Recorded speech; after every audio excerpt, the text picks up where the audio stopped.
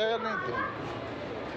এটাই তো কালনা থেকে আসলাম এই ট্রেনে, দাঁড়িয়ে থেকে পুরো পা ধরে গেছে।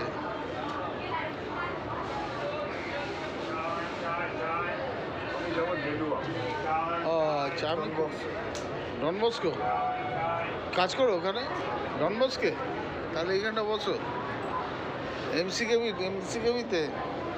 তোমাদের এমসিকেবি যে জয়সালবাবু ওদের মেডিকেলটা আছে না, ওইটা সব মাল আমি দিই। হ্যাঁ, তো পবিত্রদাকে চেনো নিশ্চয়ই, কোন মনে কোটপতিতে গেছিল জানো তো? হ্যাঁ, এপিসোডটা দেখেছি আমি। কেবিসিতে গেছিলো, 6,40,000 পেয়েছে। আর একটু রিক্স নিলে বেশি পেত, রিক্স নেয়নি। পবিত্র রোগা করেছিল তো পবিত্রদাকে। ওখানে কিসের কাজ করো?